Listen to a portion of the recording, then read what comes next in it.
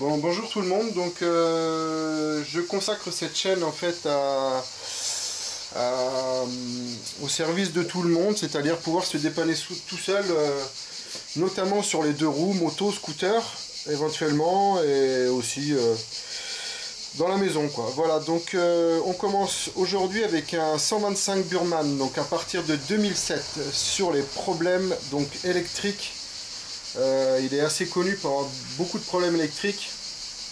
Donc sur celui-là, donc plus de contact du tout, arrêté à un feu et plus de contact. Donc nous allons commencer déjà par contrôler la batterie pour déjà connaître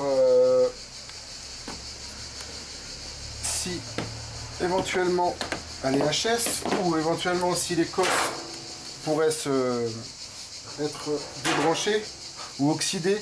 Donc la batterie se trouve sur le marchepied droit. On enlève le tapis en caoutchouc. Nous avons la petite trappe batterie qui se trouve ici. Donc là on peut voir donc la batterie qui a l'air bien serrée. On contrôle. On peut contrôler à l'aide d'un multimètre donc sa tension éventuelle. Donc on se met sur 20 volts. On continue, on contrôle et elle nous fait 12,50. Donc plus de contact, donc c'est un problème éventuellement de faisceau ou fusible éventuellement qui aurait sauté. Donc deuxième chose, on va contrôler les fusibles. Donc les fusibles se trouvent, on lève la selle. Vous avez un petit cache, non, vous avez deux clips. Bon, ce genre de véhicule, bon, le propriétaire, il a un petit peu vécu avec son véhicule, donc voilà, les clips sont cassés.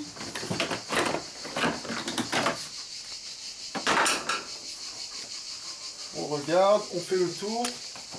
La boîte à fusibles qui se trouve ici. Donc les 10 ampères et 15 ampères. Nous avons le principal de mémoire, c'est le 15. Mais on peut regarder également tous.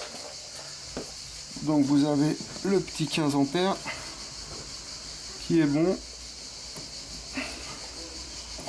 On regarde les autres éventuellement. Et ils sont bons. C'est tout bon.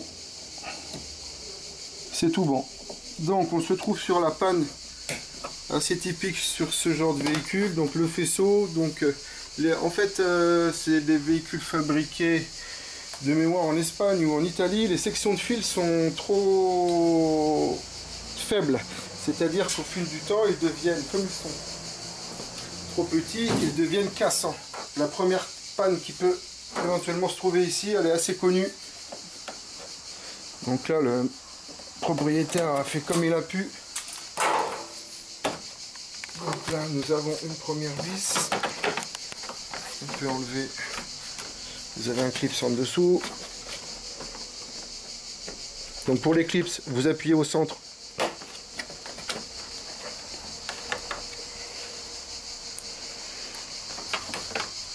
Voilà, on a une deuxième vis qui se trouve à l'avant. Et en fait le souci se trouve voilà, à côté du relais de démarreur. Donc ce relais de démarreur, la batterie, vous avez la batterie à côté. Et en fait le problème c'est ce fil qui chauffe, le fil rouge, sortie de batterie. Et dès qu'on le guingasse un peu, voilà, regardez. On a des problèmes de contact. Donc c'est celui-ci qui chauffe.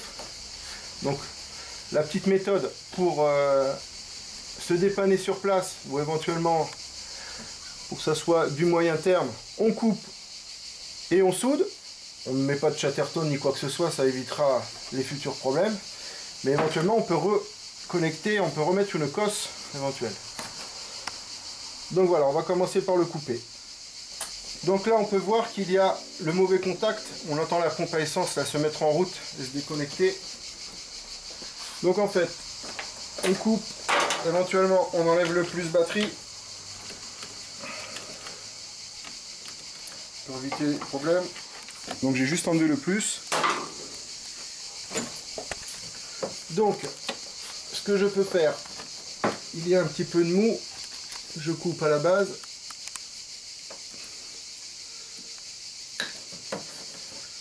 Je coupe là. Et en fait, c'est cette cosse qu'ils font. Cette cosse, en fait, elle chauffe. Et en fait, ça fait un mauvais contact. Donc, ce qu'on peut faire, c'est raccourcir si on a la place. Et ressouder.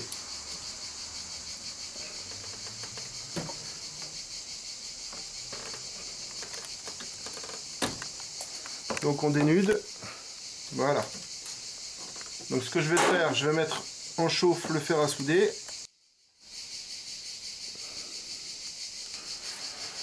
Voilà, donc on peut vérifier éventuellement si on a du contact. Donc là on remet notre plus batterie. On met un petit peu de WD-40 éventuellement sur les cosses pour éviter les oxydations futures. Voilà. Donc on va regarder du contact. Et là on peut bouger le fil, on n'a aucun problème là-dessus. Donc voilà, petite panne résolue. Donc maintenant remontage et puis essai. Voilà, donc je reviendrai sans doute sur un gros problème du Burman. C'est donc le problème électrique qui concerne les feux arrière. Quand vous appuyez donc sur le frein éventuel, il y a les clignotants, les feux stop, tout s'allume derrière. Donc à la base, on regardera ça, c'est un petit problème de masse situé donc sur la cosse arrière ou sur l'avant. Il y a eu aussi donc des sections de fil trop faibles au niveau du corps d'injection, on reviendra dessus également. Bon bah écoutez, pour la première vidéo, je vous souhaite une bonne journée et je vous dis à bientôt. Merci.